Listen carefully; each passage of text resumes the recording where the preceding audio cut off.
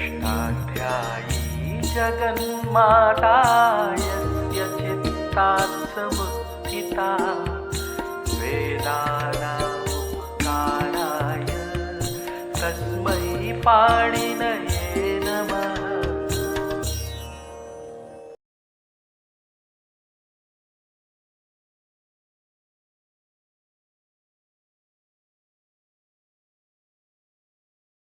नमः पाणिनये। हम लोग पाणिनि अष्टाध्यायी के प्रकरणों के अनुसार धात्वधिकारी प्रक्रिया पढ़ रहे हैं, क्योंकि पाणिनि ने एक एक कार्य के एक एक प्रकरण बनाए और उन प्रकरणों का विचार करके ही हमें आगे अंग कार्य में प्रवेश करना चाहिए। तदनुसार हमने अभी तक जितने कार्य पढ़े हैं ये प्रकरणों के अनुसार पढ़े। सबसे पहले धातु संज्ञा, फिर इत संज्ञा, इस संज्ञा के बाद सत्वादि 4 कार्य सत्वनत्व नुमागम रूपधा दीर्घ। उसके बाद इतना करने के बाद जो धातु परिष्कृत हाथ में आया उस धातु से लकार प्रत्ययों का विधान, फिर लकार में रहने वाले अनुबंधों की इत संज्ञा, इस संज्ञा करके जो ला बचा उस ला के स्थान पर लस्य के अधिकार से तिप्तजी इत्यादि 18 तिंग प्रत्ययों का विधान करना, फिर उन तिंग प्रत्ययों को पहचानना। ये सार्वधातुक है कि अर्धातुक।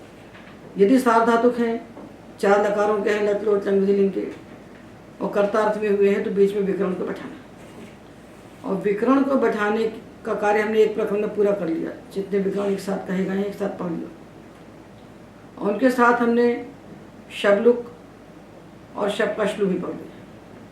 ये एक प्रक्रिया का एक अंग हो गया। उसके बाद उस विकरण के कारण जिन जिन धातुओं के स्थान पर कुछ आदेश होते हैं अथवा उनमें कुछ आगम होते हैं उन सब का विचार हमने धात्वादेश नाम के प्रकरण में कर लिया। अब हम विकरण को बीच में रखकर, धातु है फिर बीच में विकरण है और उसके बाद तिंग प्रत्यय बैठे हैं, विकरण को बीच में बैठाने के बाद ही ये विचार करना चाहिए कि इन तिंग प्रत्ययों के स्थान पर किस प्रकार के आदेश होंगे। ये तिंग प्रत्यय तिप प्रत्यय है 18, ये 10 लकारों को हटा करके उनकी जगह आके बैठ गए। तो 10 लकारों में इनकी समान आकृति तो होती नहीं है, 10 लकारों में इनकी आकृति भिन्न भिन्न हो जाती है।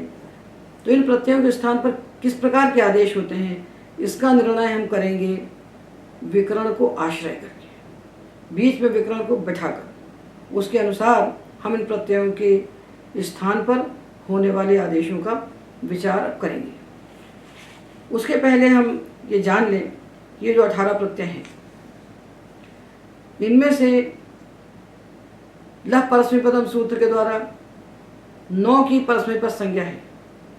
पहले तो सूत्र सबकी 18 की कर देता है किंतु तंगानावात्मने पदम उसका अपवाद हो जाता है। तो इसलिए लह परस्मैपदम कहता है कि इन प्रत्ययों में से तिप्तजी सिप्तस्था में बसमस इन 9 प्रत्ययों की परस्मैपद संज्ञा होती है। तो ला का मतलब है लादेशों की, ला के स्थान पर होने वाले जो आदेश उनकी परस्मैपद संज्ञा होती है। तो वर्तमाने लट से होने वाला जो लट प्रत्यय है इसके स्थान पर लच क्षत्रिशानच व प्रथमा समानाधिकरण सूत्र से क्षत्रिशानच आदेश होते हैं, दोनों कृत प्रत्यय हैं। तो क्षत्रिशानच में से जो क्षत्रि प्रत्यय है उसकी परस्मैपद संज्ञा होती है और जो शानच है उसकी आत्मनेपद संज्ञा होती है। तो 2 सूत्र हैं, लह परस्मैपदम और तंगाना वात्मनेपदम। तो लह परस्मैपदम ने सारे लादेशों की परस्मैपद संज्ञा जब की तो तंगाना वात्मनेपदम उसका अपवाद बन के आया। तो ये कहता है कि जो तंग प्रत्याहार में जितने प्रत्यय हैं, तंग यानी ता तान झ था सा थाम धम इट वही मही, तिंग के भीतर तंग प्रत्याहार है। इस तंग प्रत्याहार में जो 9 प्रत्यय आते हैं ये 9 की आत्मनेपद संज्ञा होती है और साथ में आन की। तो कौन से आन? जो लादेश है। तो लकार के स्थान पर होने वाले आन प्रत्यय कौन से हैं?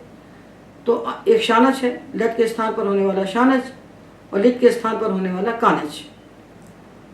तो लट के स्थान पर होने वाले शानच की और लिट के स्थान पर होने वाले कानच की और तंग प्रत्याहार में आने वाली 9 प्रत्ययों की, तो ता आतान झ था सा थाम ध्वम इट वही मही ये 9 और शानच तथा कानच, इनकी आत्मनेपद संज्ञा हुई, और जो बच गए लादेश उनकी परस्मैपद संज्ञा हुई।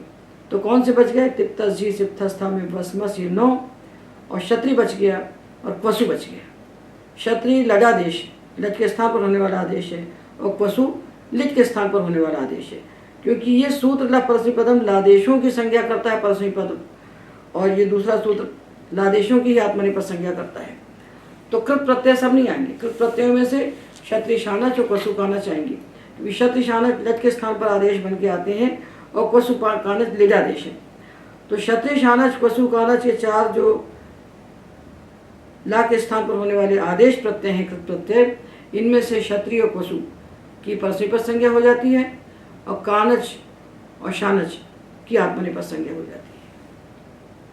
तो तिप्तस जी सिप्थस्था में वसमस, क्षत्रिय और क्वसु, इनकी लह परस्मैपदम से परस्मैपद संज्ञा होती है, और तातान झ था सा थाम धो मिद वही मही और शानच कानच, इनकी तंगाना आत्मनेपदम सूत्र से आत्मनेपद संज्ञा होती है।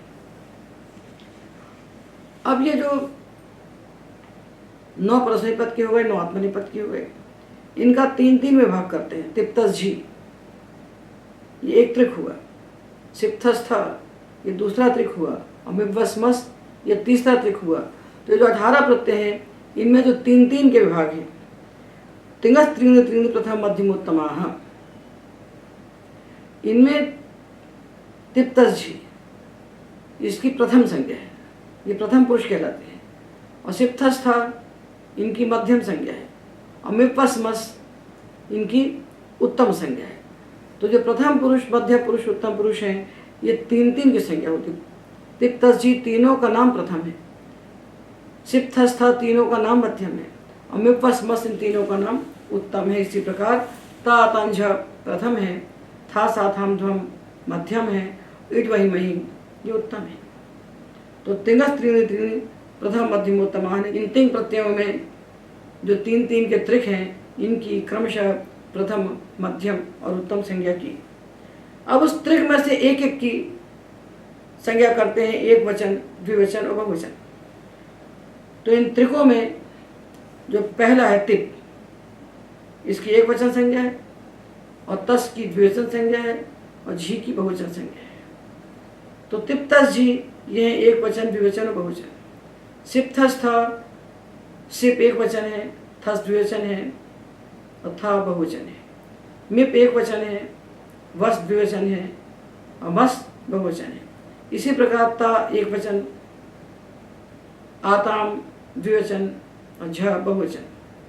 थास एक वचन, आथाम द्विवचन और ध्वम बहुवचन। इट एक वचन, वही द्विवचन और महिम बहुवचन। तो ये हमने प्रथम, मध्यम, उत्तम संज्ञाओं को जाना, और एक वचन, द्विवचन, बहुवचन संज्ञाओं को जाना। अब हमें ये जानना चाहिए कि हम कब प्रयोग करें एक वचन का, और कब प्रयोग करें द्विवचन का, और कब प्रयोग करें बहुवचन का। तो 2 सूत्र आते हैं, द्वेकयोर द्विवचने वचनयो बहुषु बहुवचनम। तो बहुत्व की विवक्षा जब हो तो हमें बहुवचन का प्रयोग करना चाहिए बहुषु बहुवचनम सूत्र से, और द्वित्व और एकत्व की विवक्षा में, जब द्वित्व की विवक्षा हो तो हमें द्विवचन का प्रयोग करना चाहिए, और एकत्व की विवक्षा में एक वचन का प्रयोग करना चाहिए, बहुषु बहुवचनम और द्वेकयोर द्विवचने वचने। ये दोनों सूत्र यहाँ अष्टाध्यायी सहज बोध के इस 5वें पाठ में नहीं लिखे हुए हैं, तो इनको आप अष्टाध्यायी में देख लीजिए। तो बहुष बहुवचनम सूत्र है अष्टाध्यायी में 1-4-21, और द्वेकयोर द्विवचने वचने सूत्र है 1-4-22। ये 2 सूत्र हैं। इसके साथ ही एक सूत्र यहाँ और जान लेना चाहिए, वो है अस्मदोद्वयोश्च। अस्मत् का जो अर्थ, अस्मदो यो अर्थः तस्य एकत्वे द्वित्वे च बहुवचनम अन्यतरस्याम भवति। अस्मत् का जो अर्थ है, उसके एकत्व और द्वित्व की विवक्षा में भी विकल्प से बहुवचन हो सकता है। जैसे अहम ब्रवीमि, मैं बोलता हूँ, मैं बोलती हूँ, को हम अहम ब्रवीमि भी कह सकते हैं, और वयम ब्रूमः भी कह सकते हैं। आवाम ब्रूवः को वयम ब्रूमः भी कह सकते हैं। तो अस्मत् के एकत्व द्वित्व की विवक्षा में विकल्प से बहुवचन भी हो जाए, इसके लिए सूत्र है अस्मदो द्वयोश्च। और साथ में वार्तिक है सविशेषणस्थ प्रतिषेधो वक्तव्य है। यदि विशेषण लगा के आप बोल रहे हैं तब एक में एक वचन का ही प्रयोग होगा। अहम गार्ग्यो ब्रवीमि, अहम देवदत्तो ब्रवीमि, यहाँ ब्रूमः नहीं बोल सकते, किंतु अहम ब्रवीमि यदि हम अकेला बोलना चाहते हैं तो वहाँ हम वयम ब्रूमः बोल सकते हैं। आवाम ब्रूवा को भी हम वयम ब्रूमः कह सकते हैं। तो हमें इन प्रत्ययों की प्रथम मध्यम उत्तम संज्ञाओं को जाना और उनमें से जो तीन तीन के त्रिक हैं उनकी एक वचन द्विवचन बहुवचन संज्ञाओं को जाना और साथ में ये जाना कि हमें कब किस वचन का प्रयोग करना चाहिए। जो प्रथम मध्यम उत्तम पुरुष है इनका किस प्रकार से व्यवहार करेंगे वाक्य में, इसके लिए सूत्र कहते हैं युष्मद्युपपदे समानाधिकरणे स्थानिन्यपि मध्यमः। तो तिंग वाच्य जो कारक उसका वाचक जो युष्मत् पद उसके प्रयुज्यमान होने पर अथवा उसके अप्रयुज्यमान होने पर भी हमें मध्यम का प्रयोग करना चाहिए। जैसे प्रयुज्यमान होने पर त्वम पचसी और युष्मत् का प्रयोग नहीं हो रहा है तो केवल पचसी कह सकते हैं। तो त्वम पचसी युवाम पचथः यूयम पचथ, और युष्मत् का प्रयोग नहीं किया तो पचसी पचथः पचथ। तो ये जो मध्यम संज्ञक प्रत्यय है सिद्धस्थ, इनका व्यवहार हमें करना है, इन्हें हमें लगाना है धातु के साथ। तो युष्मत् का होना आवश्यक नहीं है। युष्मत् प्रयुज्यमान हो अथवा युष्मत् प्रयुज्यमान न हो तब भी धातुओं से इन मध्यम संज्ञक जो प्रत्यय हैं सिद्धस्थ इनका प्रयोग किया जाता है। अब यहाँ एक विशेष सूत्र आता है मध्यम के लिए। प्रहासे च मन्योपपदे मन्यते रुत्तम एक वच्य। यदि कोई किसी से प्रहास कर रहा है, परिहास कर रहा है, मजाक कर रहा है, तो प्रहासे गमे माने मन्योपपदे धातोर मध्यम पुरुषो भवति मन्यतेश्च उत्तमः और सच एक पद भवति। अब कोई आया कहीं ये सोच करके कि भात खाने को मिलेगा और उसके पहले अतिथि लोग खा गए उस भात को, और जब वो आया तो उससे परिहास करते हुए कहते हैं एहि मन्ये ओदनम भोक्ष्यसे। अरे समझते हो कि भात खाऊंगा, आओ तुम समझते हो कि भात खाऊंगा, किंतु भात तो अतिथियों ने खा लिया। तब देखिए तुम समझते हो कि भात खाऊंगा, तो ये भुज धातु जो है तो होना चाहिए था ए ही मन्य से ओदनम भोक्ष्य, ए ही मन्य से ओदनम भोक्ष्य। समझते हो कि भात खाऊंगा तो मन्य से में होना चाहिए मध्यम, और भोक्ष से जो मध्यम कहा है यहाँ होना चाहिए उत्तम। किंतु परिहास होने के कारण ये मन्य धातु जो है, मन्य इसलिए कहा है कि शयन लगाकर कहने से हमें जान सके कि दिवादिगण के मन धातु के लिए कहा जा रहा है। तो यहाँ मन्यते रुत्तम, मन धातु में तो उत्तम हो जाएगा, और ये जो हमारी क्रिया है मुख्य भोक्ष से, इसमें मध्यम हो जाएगा। तो परिहास जब गम्यमान होता है तो जो मन धातु है जिसको शन विकरण के कारण दिवादिगण का मन धातु समझना चाहिए अवबोधने, उसमें तो उत्तम हो जाएगा, और जो धातु है वाक्य में उसमें मध्यम हो जाएगा। तो यही मन्य से ओदनम भोक्षे ये होना चाहिए था, तो भोक्षे को उत्तम में होना था तो मध्यम में हो गया, और मन्यसे को मध्यम में होना था तो ये उत्तम में हो गया। ये परिहास है। ये मन्ये रथेन यास्यसि नहीं यास्यसि यातस्तेन ते पिता। समझते हो कि रथ से जाओगे तो नहीं जा सकते क्योंकि उस रथ से तुम्हारे पिताजी चले गए। तो यही मन्ये रथेन यास्यसि, यहाँ मन्य जो कहा है यहाँ मन्य से होना चाहिए, और जो यास्यसि कहा है यहाँ यास्यामि होना चाहिए। यानी समझते हो कि रथ से जाऊंगा, तुम समझते हो कि रथ से जाऊंगा, किंतु तुम नहीं जा सकते क्योंकि उस रथ से तुम्हारे पिता ही चले गए। तुम मन्यसे के स्थान पर हो गया मन्ये, और यास्यामि के स्थान पर हो गया यास्यसि। ये परिहास में, और परिहास नहीं है तो यही मन्यसे ओदनम भोक्षे, यही मन्यसे रथेन यास्यामि। तत्व कथन जब होगा, वस्तु कथन होगा, तब ये परिवर्तन नहीं होगा। किंतु यदि परिहास होगा तो मन धातु के मध्यम के स्थान पर उत्तम हो जाएगा, और धातु में उत्तम के स्थान पर मध्यम हो जाएगा।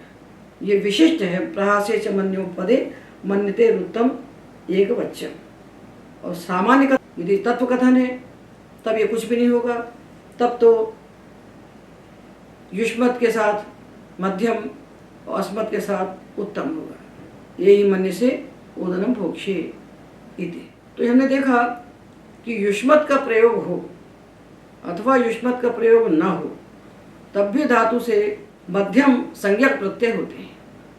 मध्यम संज्ञक प्रत्यय है सिप्तस्थ और था साथाम ध्रम। और उत्तम प्रत्यय कब होते हैं, उत्तम संज्ञक प्रत्यय कब होते हैं, तो अस्मद्युपपदे समानाभिधेये प्रयुज्यमाने अप्रयुज्यमाने च उत्तम पुरुषो भवति।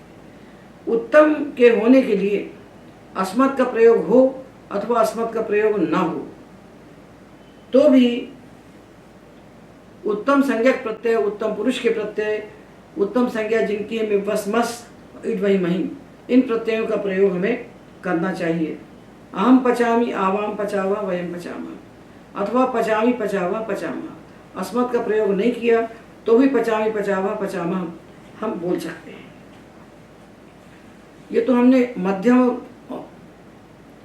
मध्यम और उत्तम का प्रयोग जाना। अब प्रथम का प्रयोग कहाँ होता है, तो मध्यम और उत्तम तो बंध गए।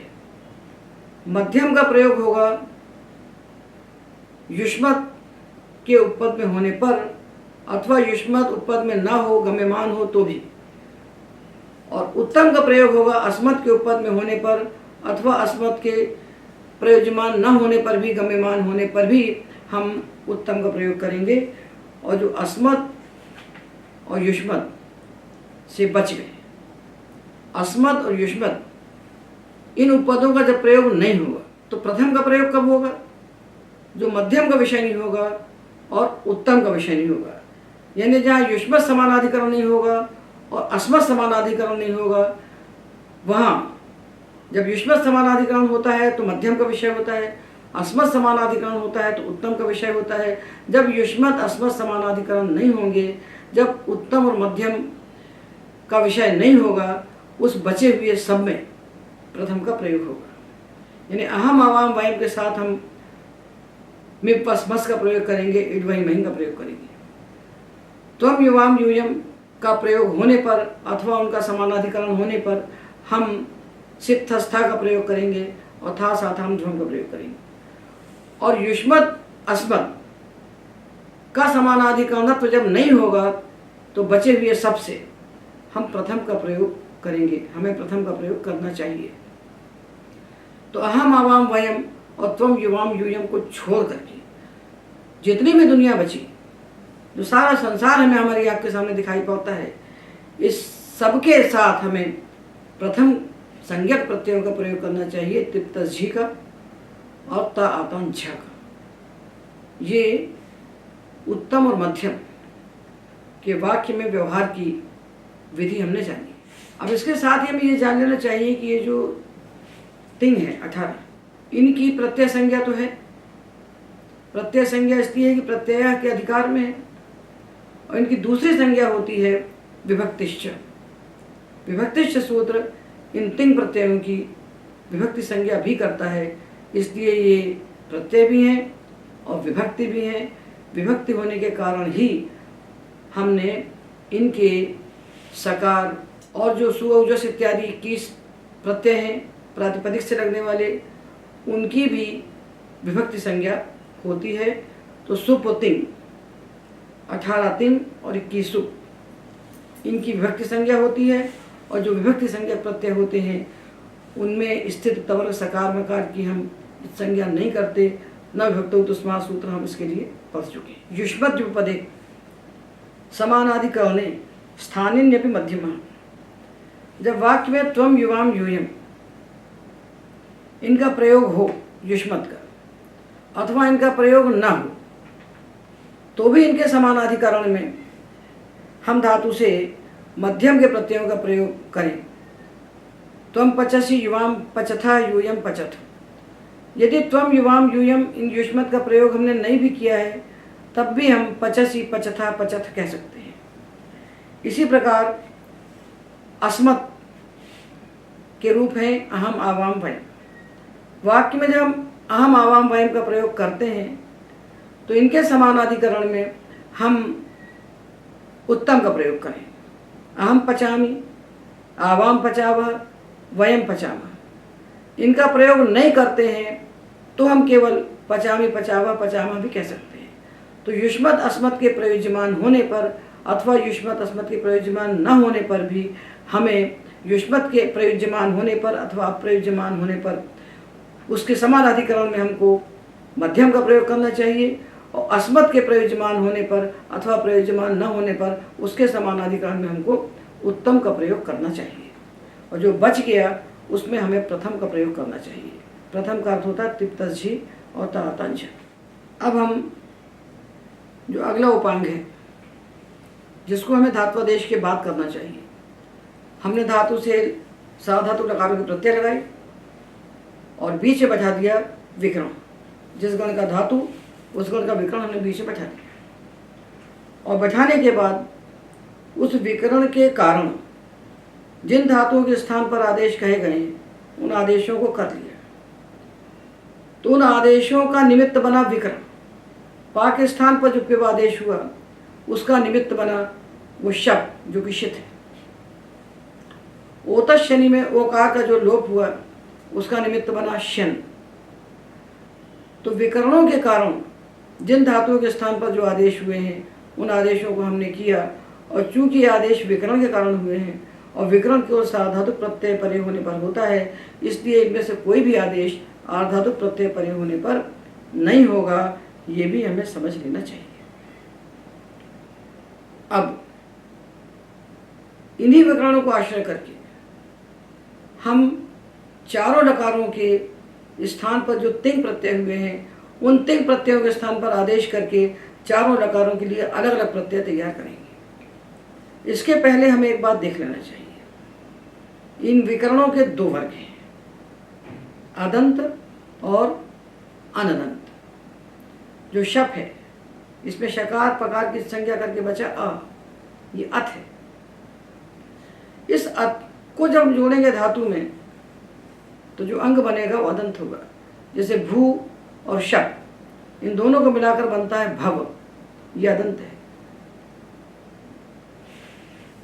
तो भ्वादिगण के जो 993 धातु हैं और चुरादिगण के जो 410 धातु हैं, इनमें जब हम शप को लगाते हैं तो शप को मिलाकर धातु और विकरण को मिलाकर जो अंग बनता है वो अदंत ही होता है। जैसे भू शप भव और चुर णिच शप चोरय। चुरादिगण का अलग से विकरण नहीं कहा है, और जिसका विकरण नहीं कहा जाता उससे शप होता है। तो चुरादिगण के धातु में पहले णिच लगाते हैं, स्वार्थिक णिच है, और उसके लगाने के बाद उससे हम शप लगाते हैं। तो चुर णिच शप को मिलाकर बना चोरय। तो भू शप भव ये अदंत है, चुर णिच शप चोरय ये अदंत है, तुद और श तुद ये अदंत है, और दिव और शन दिव्य ये अदंत है। तो शप शन और श ये तीन विकरण लगाने के बाद जो अंग बनते हैं वो अदंत होते हैं, और बचे हुए 6 गणों में विकरण लगा करके जो अंग बनते हैं वो अनदंत होते हैं। तो इन अंगों के हमने 2 विभाग किए, अदंत अंग और अनदंत अंग। और इनके अदंतत्व और अनदंतत्व का हेतु कौन बना? वो विकरण जो बीच में बैठा है। विकरण अदंत है तो अंग अदंत होगा, और विकरण अनदंत है तो अंग अनदंत होगा। अब इसको देख करके हमें प्रत्यय बनाना है। तो तिंग प्रत्यय के स्थान पर हमें आदेश करना है। वो आदेश हमें कैसे करना है? वो आदेश हमें करना है इन अंगों के अदंतत्व और अंगों के अनदंतत्व को देखते हुए आदेश हमें करना है। तो सबसे पहले हम लेते हैं वर्तमाने लट। लट लकार के प्रत्यय पहले हम बनाते हैं। लट लकार के प्रत्यय हमको बनाना है परस्मैपदी और आत्मनेपदी, और अदंत अंग के लिए अलग बनाना है, अर्थात भुवादि देवादि तुदादि चुरादि के लिए अलग बनाना है, और अनदंत अंगों के लिए अलग बनाना है, अर्थात अदादि जुहोत्यादि स्वादि तनादि रुधादि क्रादि, इनके लिए हमें अलग बनाना है। तो हमने लट लकार के लिए सूत्र है वर्तमाने लट। वर्तमान का अर्थ होता है प्रारब्धो परिसमाप्तश्च वर्तमानः। कोई क्रिया हमने आरंभ की और अभी जब तक पूरी नहीं हो जाती तब तक का काल वर्तमान काल कहलाता है। उस वर्तमान काल के अर्थ में वर्तमान जो धातु, उस धातु से हमें लट प्रत्यय लगाना चाहिए। उससे हमने लगाया लट, तो हमने धातु लिया भू अथवा गम्ल गत पठ, कोई भी धातु हमने लिया। यदि वो धातु वर्तमान अर्थ में विद्यमान है तो उससे हमें लट लगाना चाहिए। तुमने लट लगा दिया तो भू और लट। अब ये लट है, इसमें आवटा की हमने संज्ञा कर दी, इस संज्ञा करके बचाया ला, तो भू और ला। इस स्थिति में लस्य जो अधिकार सूत्र है 3 4 77, उसने कहा कि जो ला बचा है इसको हटा दो, क्योंकि लस्य में षष्ठी है, षष्ठी स्थानीय योगा होती है, तो ला को तो हटा दो और इसके स्थान पर तिप्तस जी सिप्तस्था में वसमस तातांझ था सा थाम धो में द्वई मही, इन 18 प्रत्ययों को बैठा दो। तो हमने ला को हटाया और ये 18 प्रत्यय ला करके वहाँ बैठा दिए, उनको हमने बैठा दिया। अब बैठा दिया, जब बैठा दिया तो तीक्ष्ण साधातुक हमने 18 की साधातुक संज्ञा की, और चूंकि लट के साधातुक संज्ञा करने का कोई बाधक नहीं आता, इसलिए लटादेश तिंग की साधातुक संज्ञा बनी रही। जब इनके साधातुक संज्ञा हुई और ये कर्तार्थ में हुए तो बीच में कर्तरी शब्द से शब्द विकरण आ गया। तो भू शब्द और तिप, तो भू शब्द और इसके बाद तिप्तस इत्यादि 18 आदेश। अब ये प्रत्यय लट में कैसे स्वरूप, तो ये प्रत्यय लट टकार में कैसे बनेंगे इसका हम विचार कर रहे हैं। तो इन प्रत्ययों में जो तिप सिप मिप है, इनमें हलंत्यम से हमने प्रकार की संज्ञा कर दी, तो ये बन गए ती सी मी। और जो तस थस वस मस है, इनके सकार की हमने संज्ञा नहीं की, क्योंकि 3 प्रत्ययों की विभक्तिष्ठ सूत्र ने विभक्ति संज्ञा कर दी है, इसलिए न विभक्त उत्तस्मात् सूत्र ने इनके सकार की संज्ञा का निषेध कर दिया है। विभक्ति में स्थित जो तवर्ग सकार मकार, इनकी संज्ञा नहीं होती है। विभक्ति में स्थित जो तवर्ग सकार मकार, इनकी संज्ञा नहीं होती है। तो तस थस वस मस के सकार की संज्ञा नहीं हुई। जब नहीं हुई तो इनके सकार के स्थान पर सजशो रू से रू हो गया, रू में ऊ की संज्ञा हुई और एक संज्ञा होकर के रा बचा। अब जब धातु विकरण और प्रत्यय को जोड़ेंगे तो पद बन ही जाएगा। तो खरवसानी और विसर्जनीय सूत्र से उस रा के स्थान पर विसर्गादेश हुआ, तो ये प्रत्यय बने तह, तस् से तह, थस से थह, वस से वह और मस से मह। तो तीसी मी और तह था वह मह, ये प्रत्यय बन गए। और जो था है इसको तो कुछ होता नहीं, ऐसे ही रहता है। अब प्रत्यय आया झी। देखिए इस बात को हमें आज जाने बहुत सावधानी से। तो पानी में ने लस्य का अधिकार किया 3 4 77 में, उस लस्य को हटाकर उसके स्थान पर ये 18 तिंग प्रत्यय है जो लादेश है, और इनकी आकृति बदल बदल के आगे 10 प्रकार के प्रत्यय उनको बनाना है। इसलिए पूरा जो लाधिकार है, इस लाधिकार में रहने वाले सूत्रों के द्वारा ही हमको 10 लकारों के प्रत्यय निष्पन्न करना है। ये पूरा लाधिकार है, और लाधिकार में हमने तिंग लगाए और तिंग के स्थान पे हम दूसरे बनाते जाएंगे तो हमारे पूरे 10 लकार के प्रत्यय बन जाएंगे। यही होना चाहिए।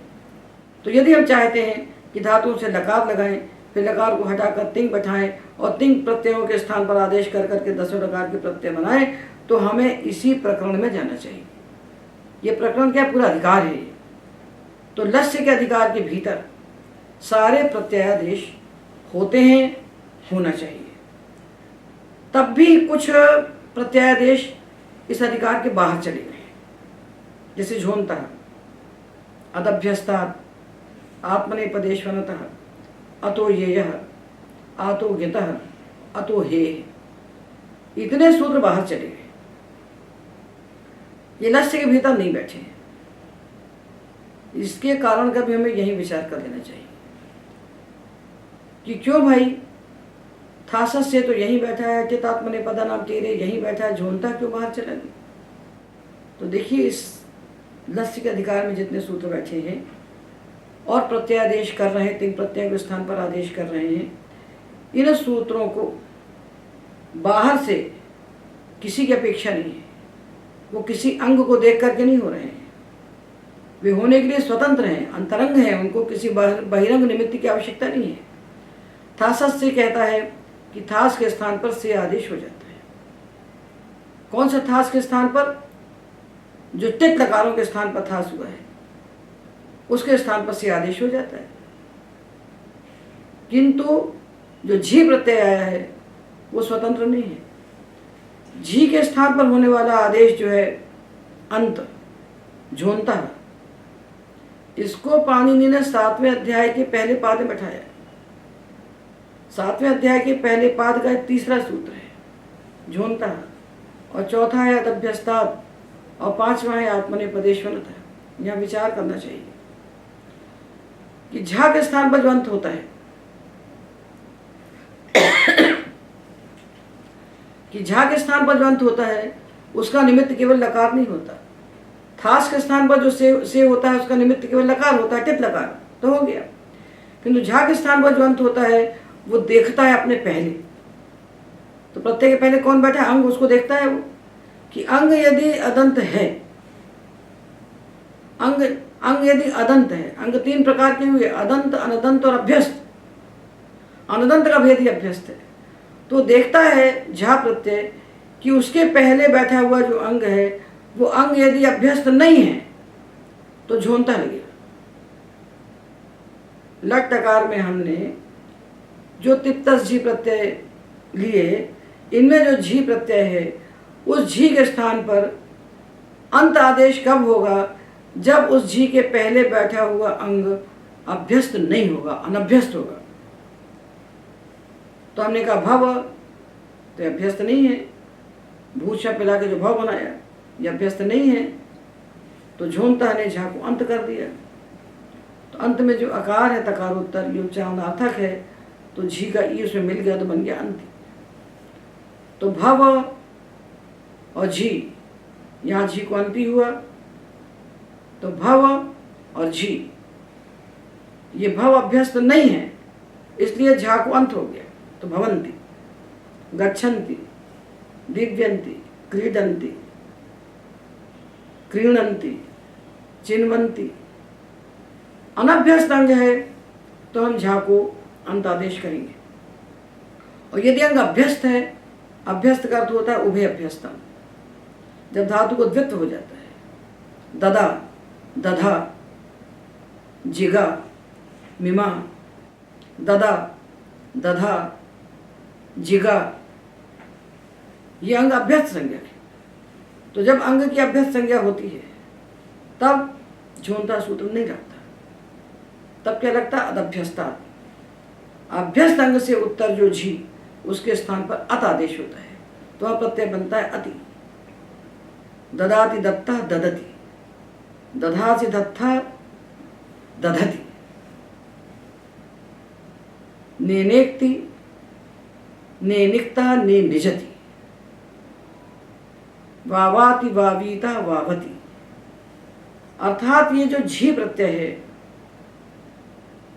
तिप्तस झी, प्रथम पुरुष बहुवचन का परस्मैपदी प्रत्यय जो झी है, इसके स्थान पर अंत करना है, इसी के स्थान पर अत आदेश करना है। तो यदि अंग अभ्यस्त है तो इसको अत आदेश होगा, अंग अनभ्यस्त है तो इसको अंत आदेश होगा। अर्थात झी के स्थान पर होने वाले जो अत और अंत आदेश हैं ये अंग सापेक्ष है, अंग के अनुसार हो रहे हैं, इसलिए ये लस्य के अधिकार में तीसरे अध्याय में नहीं बैठ सकते, क्योंकि अंगस्य का अधिकार तो 6-4-1 से आरंभ हो रहा है। अंगस्य का अधिकार अष्टाध्यायी में 6-4-1 से लेकर 7-4-97 तक जाता है। तो जो कार्य अंग के कारण होते हैं, जिन कार्यों का निमित्त अंग होता है, वे सूत्र अंगाधिकार के भीतर ही पढ़े जाना चाहिए। वे सूत्र अंगाधिकार के भीतर ही पढ़े गए हैं, क्योंकि उनको अंग के अनुसार कार्य करना है। इसलिए तिंग के स्थान पर होने वाले जो आदेश अंग की अपेक्षा नहीं रखते हैं, वे सूत्र तो लस्य के अधिकार में है, और जो सूत्र अंग की अपेक्षा रखते हैं वे सूत्र अंगाधिकार में। तो झोंता सूत्र और अभ्यस्ता, ये 2 सूत्र झी के लिए बने हैं। अभ्यस्त अंग से उत्तर जो झी उसको अथ होता है, और अभ्यस्त अंग से उत्तर जो नहीं होता, अनभ्यस्त से उत्तर होता है, उसके स्थान पर अंत आदेश होता है। तो झी के स्थान पर 2 प्रत्यय बन गए, अभ्यस्त के लिए अति और अनभ्यस्त के लिए अंति। तो तीता अंति, सीधा था मीवा मा, और अभ्यस्त के लिए अंति के स्थान पर, और अभ्यस्त के लिए अंति नहीं बना, अभ्यस्त के लिए अति बना, क्योंकि वहाँ अभ्यस्ता कर दिया। तो हमने इस बात को जाना कि जो प्रत्यादेश करने वाले सूत्र हैं उनमें सामान्य सारे सूत्र लस्य के अधिकार में बैठे हैं, जिनको अंग की आवश्यकता नहीं है। किंतु जिनको अंग की आवश्यकता है, जिनकी आकृति अंग के अनुसार परिवर्तित होती है, वे सूत्र पाणिनि ने अंगाधिकार के भीतर रखे हैं। किंतु जिन सूत्रों की आकृति अंग के अनुसार बदलती है, वे सूत्र लस्य के अधिकार में रखे नहीं जा सकते, क्योंकि जहाँ लस्य का अधिकार है वहाँ अंगस्य का अधिकार आरंभ भी नहीं हुआ है। अंगस्य का अधिकार आरंभ होता है 6-4-1 से लेकर चलता है और 7-4-97 तक चलता है। इसलिए झोंता और अभ्यस्ता ये सूत्र अंगाधिकार के भीतर बैठे हैं 7वें अध्याय में, और बाकी सूत्र लस्य के अधिकार में बैठे हैं। तो हमने परस्मयी पद के प्रत्यय बना लिए। लट लकार के परस्मयी पदी प्रत्यय निष्पन्न हो गए, तीता अंति, और अभ्यस्त के लिए अति, सीधा था मीवा मा। अब हम लट लकार के आत्मनेपदी प्रत्यय बनाए। तो आत्मनेपद के प्रत्यय है ता तान झ, था साथाम ध्वम और इड वही मही। तो लकार जो 10 है, इनके 2 हिस्से कर लीजिए। 6 लकार तो तित है, लट लिट लुट लिट लेट लोट, 6 लकार तित हैं, और लंग लिंग लुंग लिंग 4 लकार गित है। 2 हिस्से में विभाजन करके पाणिनि प्रत्यय आदेश करते हैं, प्रत्ययों के स्थान पर आदेश करते हैं। तो पहले वो तित लकारों के लिए कहते हैं तित आत्मनेपदानाम तेरे। जो तित लकार है उनके स्थान पर जो तिंग आदेश हुए, उन तिंग प्रत्ययों की जो टी है, आत्मनेपदी प्रत्ययों की जो टी है, टी का अर्थ होता है अचोन्त्यादि टी, अचों के मध्य में जो अंत्य अच, उसकी और उसके बाद में यदि कोई हल है तो तत्सहित की टी संज्ञा होती है। उस टी के स्थान पर ए आदेश हो जाता है। तो ता में टी है अ, इसको हो गया ए, तो बन गया ते। आताम में टी है आम, इसको ए तो हुआ तो आते। आथाम आथे, ध्वम ध्वे, ई ए, वही वहे, मही महे। इत्यत आत्मनेपदानाम तेरे से आत्मनेपदी प्रत्ययों की टीका हमने तित लकारों में एत्व करते हैं। तो थास के लिए सूत्र बनाते हैं थासस्य। जो थास प्रत्यय है इसके स्थान पर से आदेश होगा। कब होगा? तित लकारों के स्थान पर होने वाला जो थास, ये थासस्य गित लकारों में नहीं लगेगा, तो इससे बन गया। अब रहा झ, इतने तो बन गए। ते आते, से आथे ध्वे और ए वहे महे, 8 प्रत्यय तो बन गए। अब ये जो झ आया, आत्मनेपद का झ, इसको क्या करें? इसके लिए यहाँ नहीं कहते लस्य में कुछ, कह नहीं सकते, क्योंकि झा के स्थान पर होने वाले जो आदेश हैं वो अंग सापेक्ष हैं, इसलिए उनको अंगाधिकार में कहा। वहीं जहाँ झोंता और अदभ्यस्तात कहा, उसी झोंता अदभ्यस्तात के बाद सूत्र बनाते हैं वो आत्मनेपदेश्वनतः। आत्मनेपदेश्वनतः आत्मनेपद का जो झा है वो यदि अनतः, अनतः में पंचमी है, इसका अर्थ हो जाएगा अनदंतात, अनदंतात अंगात परस्य झस्य। आप अनदंत अंग से उत्तर जो झ आत्मनेपद का, उसके स्थान पर अत आदेश होता है। अनदंत अंग से परे जब होता है तो इसके स्थान पर अत आदेश होता है। और झोंता सामान्य है, तो इसका अर्थ हुआ कि यदि अदंत अंग से उत्तर होता है तो इसके स्थान पर अंत आदेश होता है। तो ये झ प्रत्यय के स्थान पर होने वाले आदेश के निर्णय में हमें अंग को देखना आवश्यक हो गया। तो अदंत अंग कौन से हैं? भ्वादि दिवादि तुदादि चुरादि गणों के धातुओं से जब हम शप शन और श विकरण लगाते हैं तो अंग अदंत बनते हैं। तो 4 गणों के धातु यदि हैं तो विकरण के संयोग से उनके अंग अदंत बने हैं, उनमें प्रत्यय बनेगा अंते, अदंत अंग के लिए अंते। और यदि अनदंत अंग है, 6 गणों के धातु हैं, तो विकरण के संयोग से उनके अंग बने हैं अनदंत। तो उन 6 गणों के धातुओं में विकरण को लगाने के बाद जो अंग बने हैं वे सारे के सारे अनदंत हैं। उनसे लगाने के लिए झा प्रत्यय बन जाएगा अति। आत्मनेपदेश्वनतः अनदंतात अंगात उत्तरस्य झस्य स्थाने अत आदेशो भवति। अनदंत अंग से उत्तर जो झा, उसके स्थान पर अत आदेश होता है। इसका अर्थ ये कि अदंत अंग से उत्तर जो झा, उसके स्थान पर झोंता से अंत आदेश होता है। तो ये झा प्रत्यय में हमें सावधानी रखना पड़ेगी कि झा प्रत्यय अदंत के लिए बनेगा अंते और अनदंत के लिए बनेगा अति। तो चित आत्मनेपदानाम चेरे से इन आत्मनेपदी प्रत्ययों की टी को चित लकारों में एत्व करके और थासस से थास के स्थान पर से आदेश करके जो प्रत्यय बने ये हैं ते आते, से आते, ध्वे, ए वहे महे। किंतु झा प्रत्यय के स्थान पर हमने 2 आदेश किए, झोंता से अंते और आत्मनेपदेश्वरता से अति। तो ये जो अति बना है ये अनदंत के लिए है, अंते अदंत के लिए है। तो पहले हमने अनदंत के प्रत्यय बना लिए, अनदंत के प्रत्यय बन गए। ये क्या बने? ते आते अते, से आते ध्वे और ए वहे महे।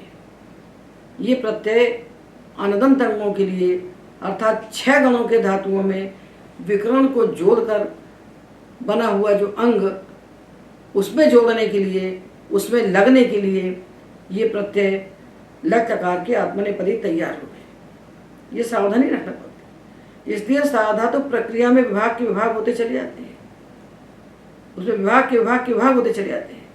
और जब साधातु प्रक्रिया निष्पन्न हो जाती है तो आधातु का मार्ग सरल और सीधा हो जाता है। तो हमने साधातु प्रत्यय लगाए धातुओं से, लट लोट लंग विधि लिंग लकारों के। फिर देखा कि ये कर्ता अर्थ में है कि भाव कर्म अर्थ में है। तो यदि कर्ता अर्थ में है तो ही विकरण लगेगा, भाव कर्म अर्थ में विकरण नहीं लगेगा। तो कर्ता अर्थ में प्रत्यय होने पर हमने बीच में विकरण को बैठाया। विकरण को बैठाकर हमने धातु और विकरण के संयोग से बने हुए अंगों के 2 हिस्से बना दिए, अदंत अंग और अनदंत अंग। अब अंग के अदंतत्व और अंग के अनदंतत्व को देखकर हम प्रत्ययों का रूप निश्चित कर रहे हैं, प्रत्यादेश कर रहे हैं। तो अनदंत अंगों के लिए प्रत्यय बन गए आत्मनेपद के ते आते अते, से आते ध्वे, ए वहे महे। ये अनदंत अंग के लिए बने हैं, अदंत के लिए नहीं बने हैं। और परस्मय पद के जो प्रत्यय बने तीता अंति, ये तो बने हैं अनभ्यस्त अंगों के लिए, और अंति और अति बना है अभ्यस्त अंगों में। तो तीता अंति सीथा था मीवा म, ये प्रत्यय परस्मय पद में लट लकार के बन गए। किंतु जो अंति प्रत्यय था वो सबके लिए नहीं है। अंति प्रत्यय अनभ्यस्त के लिए है और अति प्रत्यय अभ्यस्त के लिए है। तो हमें अंग को देखना है कि अदंत है कि अनदंत है कि अभ्यस्त है। जो अभ्यस्त हैं वो सारे के सारे अनदंत हैं, इसमें कोई संदेह नहीं है। सारे अभ्यस्त अंग अनदंत ही हैं, इसलिए अभ्यस्त संज्ञक जो अंग है वो अनदंत का ही है। तो परस्मय पद के प्रत्यय बन गए अभ्यस्त अनभ्यस्त के लिए और आत्मनेपद के बन गए अनदंत के लिए। अब आत्मनेपद के प्रत्यय हमको बनाना है अदंत अंगों के लिए, अर्थात भ्वादि दिवादि तुदादि चुरादि 4 गणों के लिए।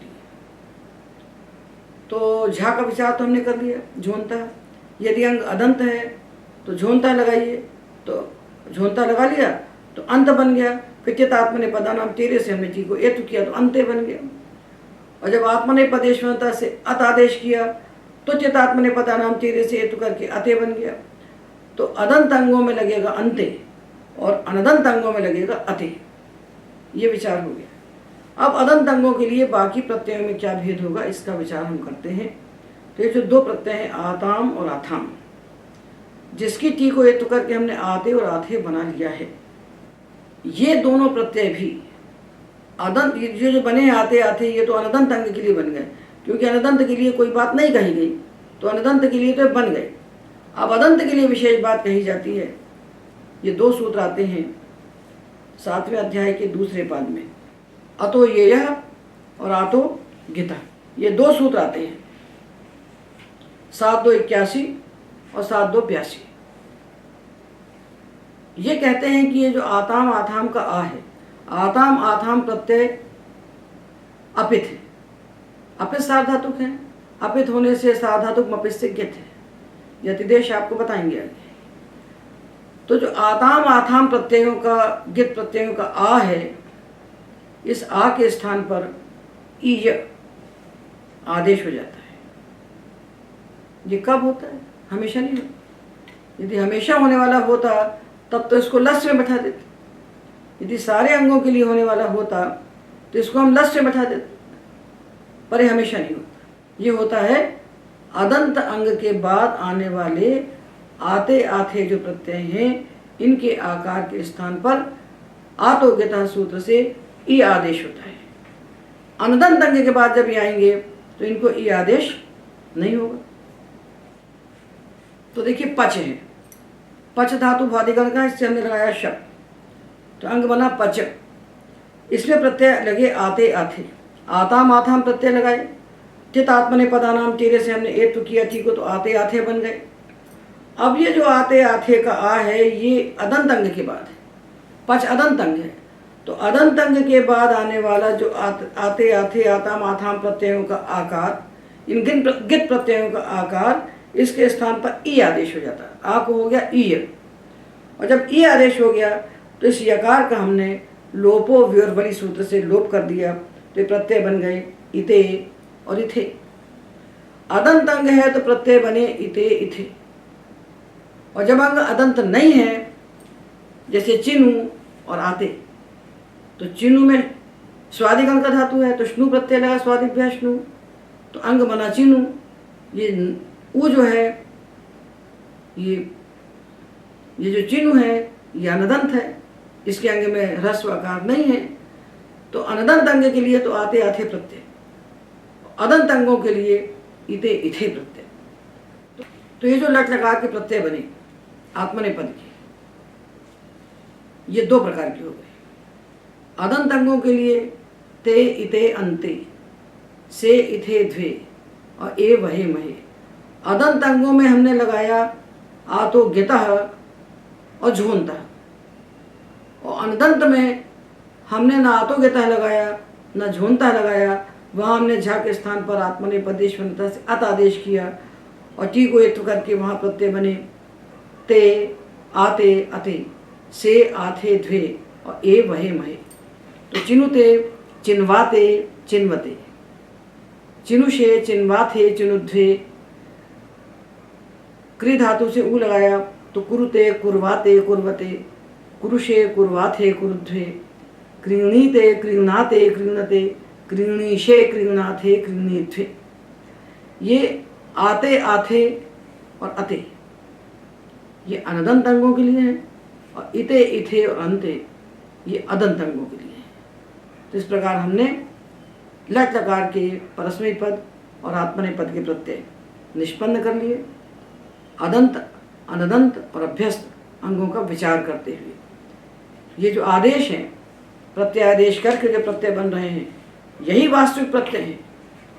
जब भाषा में हम संवाद करते हैं, जब हम पढ़ते हैं ग्रंथों को, तो यही प्रत्यय हमको सुनाई पड़ते हैं, यही हमको दिखाई पड़ते हैं। तो वास्तविक प्रत्यय यही है। और जो ता तान झा है ये तो प्रक्रिया के लिए बनाए गए हैं। ता तान झा झा कहीं सुनाई थोड़े पड़ता है हमको भाषा में, तो इसलिए ता तान झ प्रक्रिया के लिए कल्पित प्रत्यय हैं, और ते ते अंते और ते आते अते ये वास्तविक प्रत्यय हैं, जो श्रूयमाण प्रत्यय हैं, जो सुनाई पाते हैं भाषा में। तो प्रक्रिया के लिए सबसे बड़ा काम है प्रत्यय का विज्ञान करना, प्रत्ययों के स्वरूप का निर्णय करना और उनको पहचानना। प्रत्यय की पहचान बिल्कुल हमें आत्मा के समान होना चाहिए। तो प्रत्ययों के स्वरूप का सम्यक निर्णय और प्रत्यय की पहचान जिसको होती है वो प्रक्रिया में कहीं भी स्खलित नहीं होता है। अब हम लंग लकार के प्रत्यय बनाते हैं। लंग, तो धातुओं से हमने अनद्यतने लंग सूत्र से लंग प्रत्यय किए। लंग लकार, तो लंग के लिए सूत्र है अनद्यतने लंग। तो अनद्यतन का अर्थ क्या होता है? न विद्यते अद्यतनम यस्मिन, जिसमें अद्यतन यानी आज का काल वर्तमान नहीं है।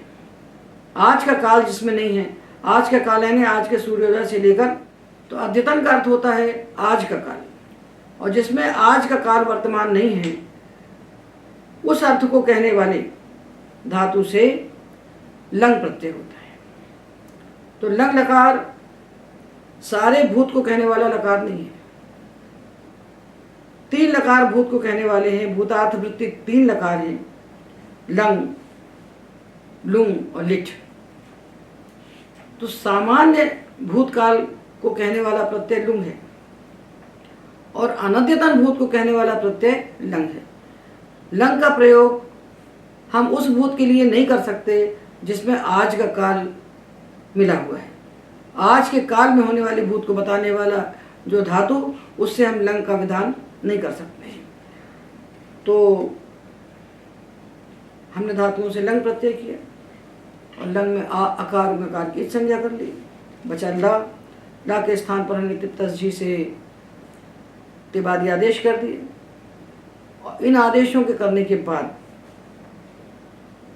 हम आगे आदेश करें, ये विचार करते हुए कि लट लकार तो टित लकार था, ये लंग लकार गित लकार है। तो टित लकार के लिए 2 सूत्र सामान्य हैं, टित आत्मनेपदा नाम टेरे और था सस्य। ये प्रत्येक टित लकार में हमको लगाना है पहले। और गित लकार के लिए सूत्र हैं सामान्य 2, तस्थस्थ विपाम तांतन तामा और इतश्च। तो पहले आया इतश्च, ये कहता है कि गित लकार के जो परस्मैपदी प्रत्यय हैं इकारांत, इनके इकार का लोप कर दीजिए। तो ती को हो गया ता, इकार का लोप हुआ तो ता हलंत हो गया। और जो सिप प्रत्यय था इसके इकार का लोप किया तो सा हो गया हलंत। और जो झी प्रत्यय था, झी को हमने अभ्यस्त के लिए बनाया था अति और अनभ्यस्त के लिए बनाया था अंति। इसके ई का हमने लोप कर दिया। तो झी प्रत्यय के स्थान पर हमने झूनता से अंत आदेश करके इसको बनाया था अंति। इस अंति के कार का लोप किया तो बचा अंत, ताहलंत। अब ये जब पद बनेगा तो तकार संयोगांत होगा, तो संयोगांत से लोपा से तकार का लोप करके अन, ये प्रत्यय बनेगा। ती के स्थान पर ता, सी के स्थान पर सा, अंति के स्थान पर अन। अब सूत्र आता है तस्थस्थ विपाम ताम तन तामा।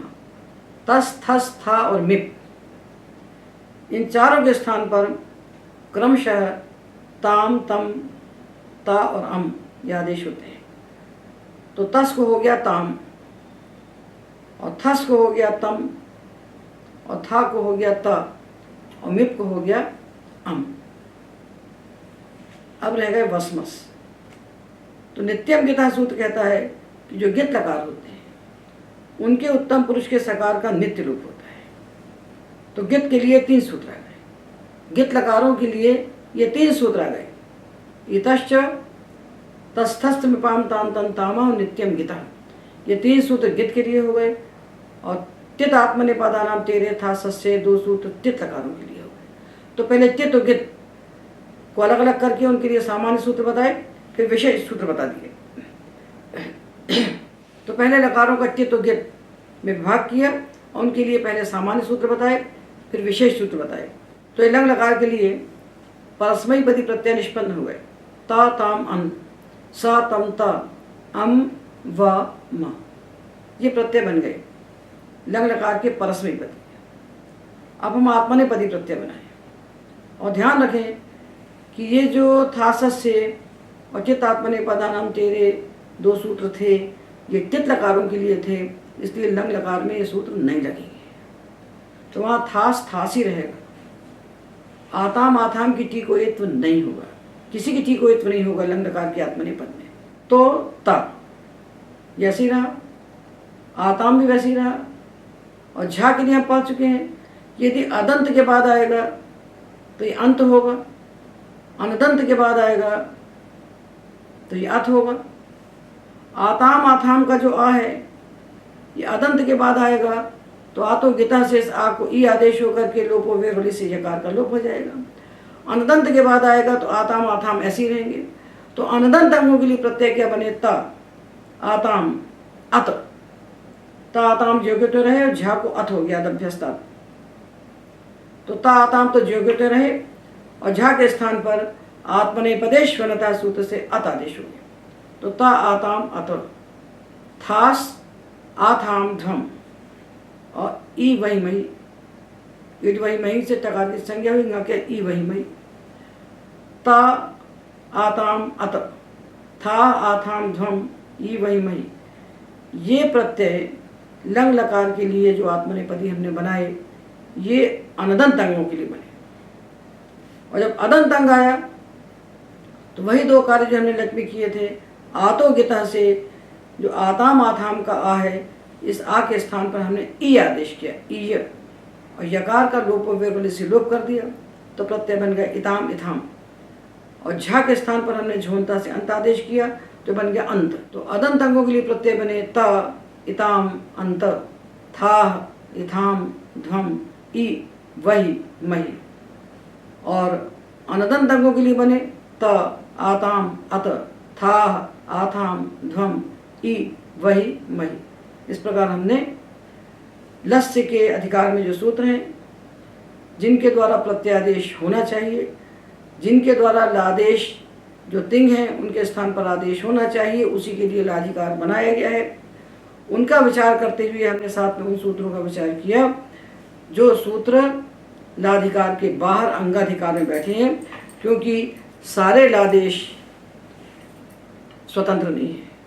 जो अंग परतंत्र हैं, जो अंग सापेक्ष हैं, उनमें से हमने आतोगिता और झोंता, अदभ्यस्तात और आत्मनेपदेश्वरता, इतने सूत्रों का विचार किया। अब दो सूत्र और रह जाएंगे जिनको हमको अंगाधिकार से लेना है और बाकी सूत्र लाधिकार से लेना है। तो लाधिकार प्रधान है, लकारों के स्थान पर आदेश करने के लिए ही लाधिकार बना है, किंतु कुछ सूत्र जो अंगानुसार चलते हैं उनको लाधिकार के बाहर पानी ने रखा है।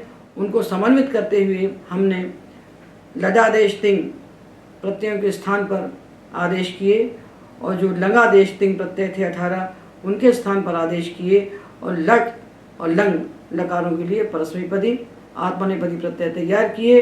और ये दो प्रकार के तैयार किए, अदंत अंगों के लिए और अनदंत अंगों के लिए। इस प्रकार साधातुक लकार जो 4 हैं उनमें से 2 लकारों के प्रत्ययों के रूप हमने निष्पन्न कर लिए। लट लकार के परस्मैपदी आत्मनेपदी अदंत अनदंत के लिए और लंग लकार के परस्मैपदी आत्मनेपदी अदंत और अनदंत अंगों के लिए। आज के व्याख्यान में एतावदेव।